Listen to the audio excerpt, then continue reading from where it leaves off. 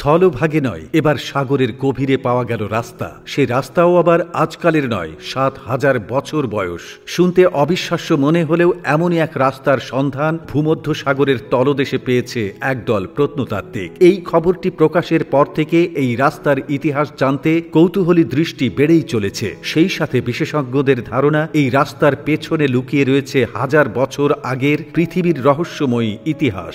আন্তর্জাতিক আবহাওয়া বিষয়ক বার্তা সংস্থা ফক্স ওয়েদার তাদের একটি বিশেষ রিপোর্ট থেকে জানা যায় যে ক্রোয়েশিয়ার পরকোলা দ্বীপের এলাকা জুড়ে বিস্তৃত ভূমধ্য সাগর থেকে এ আবিষ্কার করেছে একদল সমুদ্র বিশেষজ্ঞ। এ সময় গবেষকরা জানান, সোলিনের একটি প্রত্নতাত্ত্বিক অনুসন্ধানের সময় প্রায় ১৩ ফুট জুড়ে সাবধানে স্তূপীকৃত পাথরের প্লেট উন্মোচন করার সময় তারা রীতিমতো অবাক হয়ে গিয়েছিলেন। সময় নষ্ট না করে তার প্লেটগুলো আরও পরিষ্কারভাবে দেখার চেষ্টা করেন। গবেষণা পরিচালক ইগোর বর্জেস জানান, তিনি এবং তার দল উপসাগরে কিছু অদ্ভুত কাঠামো লক্ষ্য করেছেন। সোলিনের সাইটে প্রত্নতাত্ত্বিক দল ড্রাইভিং এর পরেই উপসাগরের কেন্দ্রীয় অংশের সঠিকভাবেই পরিদর্শন শুরু করে দিয়েছিল।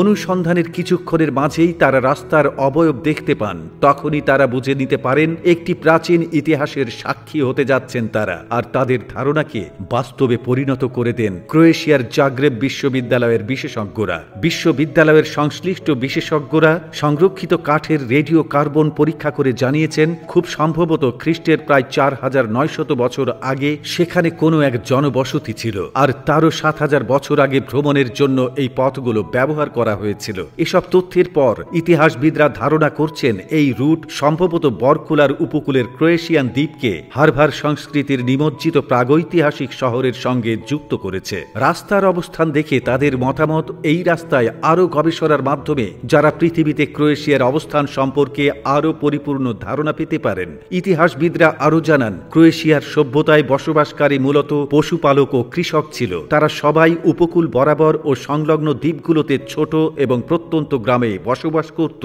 সেই হিসেবে আনুমানিক ৫,০০০ খ্রিস্টপূর্বাব্দে লিওলিথিক যুগে এই অঞ্চলের মানুষের বসতি প্রথম গড়ে ওঠে বলে জানা যায়। রাস্তাটি আবার একই সাথে লিওলিথিক বন্দোবস্ত ছিল বলে ধারণা করা হচ্ছে।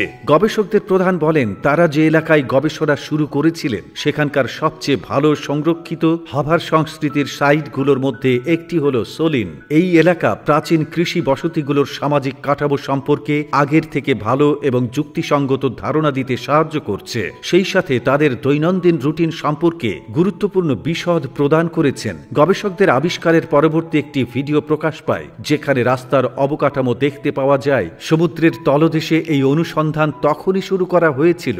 এরপরে বাকি তদন্ত করা হয় কর্কুলা দ্বীপের ভেলালুকাতে গার্ডিনা উপসাগরের কাছাকাছি এলাকায়। গার্ডিনাতে তদন্তের সময় ফ্রেন্ট ব্লেড মিলের টুকরো ও পাথরের উক্ষের মতো নানা ধরনের লিওলিথিক নিদর্শন পেয়েছেন। এগুলোর মাধ্যমে ইতিহাসবিদরা এলাকাটির সম্পর্কে স্পষ্ট ধারণা দিতে সক্ষম হয়েছেন। তাঁরা জানিয়েছেন, সোলিন সাইটের মধ্যে যা কিছু আকর্ষণীয় আছে তার মাঝে দেখা যায় এর সোপান ক্ষেত্রগুলোর মাঝে এক ধরনের বিশেষ ব্যবস্থা রয়েছে। সেগুলো প্রমাণ করে যে এই সোপানগুলো কংক্রিট বিল্ডিং তৈরি ছাড়াও কৃষিকাজের জন্য নিযুক্ত ছিল। প্রশ্ন উঠেছিল, ৭,০০০ বছর পরও এই রাস্তায় এমন অবকাঠামো কিভাবে অক্ষত রয়েছে? উত্তরে একজন সংশ্লিষ্ট প্রাচীন ভূমি বিষয়ক জানান, এর পেছনে চারপাশের দ্বীপ এলাকায় সবচেয়ে গুরুত্বপূর্ণ ভূমিকা রয়েছে। তারা এই এলাকাগুলো ছিল বলেই সোলিনের মতোই প্রাচীন রাস্তাটি এত বছর ধরে ক্ষতির হাত থেকে রক্ষা পেয়েছে।